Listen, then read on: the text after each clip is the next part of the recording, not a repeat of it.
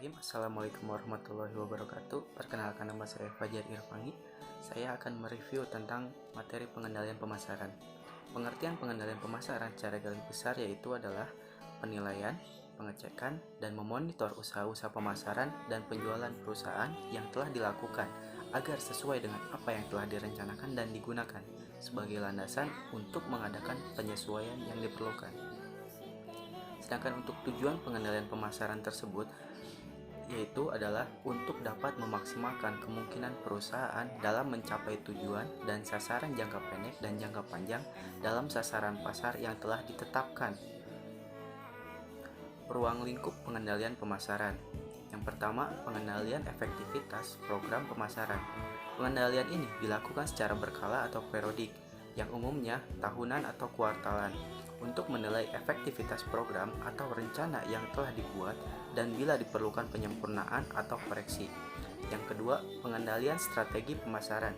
Pengendalian strategis adalah tugas untuk menjamin bahwa tujuan, strategi, dan sistem pemasaran perusahaan secara optimal diselaraskan dengan lingkungan pemasaran yang diramalkan nanti dan yang sekarang. Yang ketiga, pengendalian keuntungan dan rentabilitas usaha pemasaran.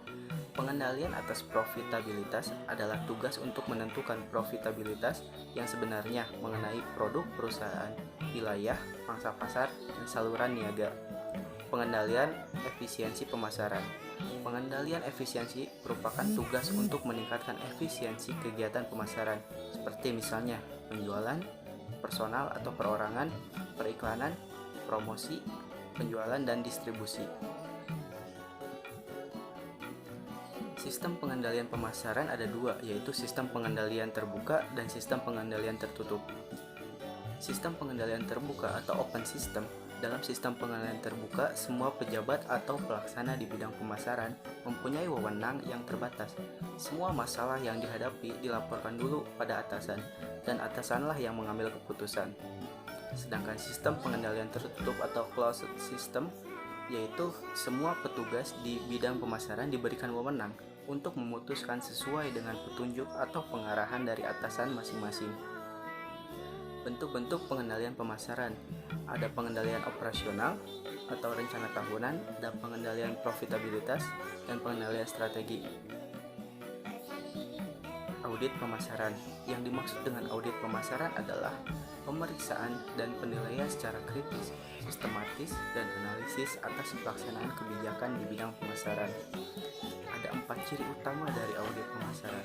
Yang pertama, pemeriksaan dan penilaian yang bersifat menyeluruh dengan melakukan pengkajian seluruh lingkungan pemasaran perusahaan, strategi, organisasi, dan sistem pemasaran perusahaan. Yang kedua, pemeriksaan dan penilaian secara sistematis dengan urutan langkah diagnosis, lingkungan pemasaran perusahaan, keadaan intern perusahaan di bidang pemasaran, dan kegiatan pemasaran tertentu dikaji. Yang ketiga, pelaksanaan pemeriksaan dan penilaian bersifat independen, di mana pelaksanaan dan rumusan hasil tidak terikat atau tergantung pada siapa saja yang ada dalam pemasaran.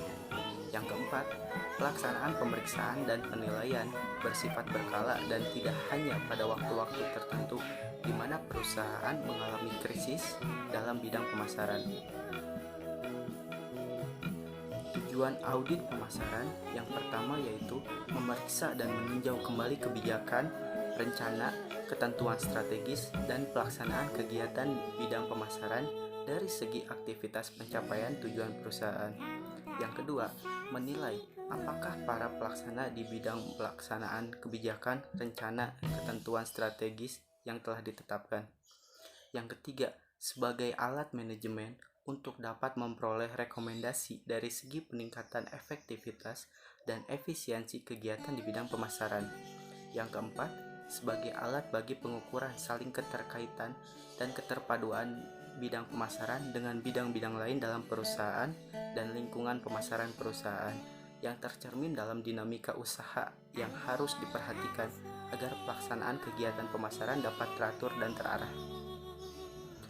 Audit pemasaran yang dilakukan suatu perusahaan dapat mencakup: yang pertama, audit lingkungan pemasaran. Dalam audit lingkungan pemasaran, diperiksa dan dianalisis faktor yang mempengaruhi pemasaran, pasar, dan konsumen. Yang kedua, audit strategi pemasaran. Dalam audit ini diperiksa dan dianalisis sasaran dan strategi pemasaran yang diambil yang tidak terlepas dengan keadaan pemasaran. Yang ketiga, audit organisasi pemasaran. Dalam audit ini diperiksa dan dianalisis kelemahan dan efektivitas organisasi pemasaran yang ada. Yang keempat, audit sistem pemasaran. Dalam audit ini, pemasaran diperiksa dan dianalisis kelemahan dan efektivitas sistem pemasaran yang ada.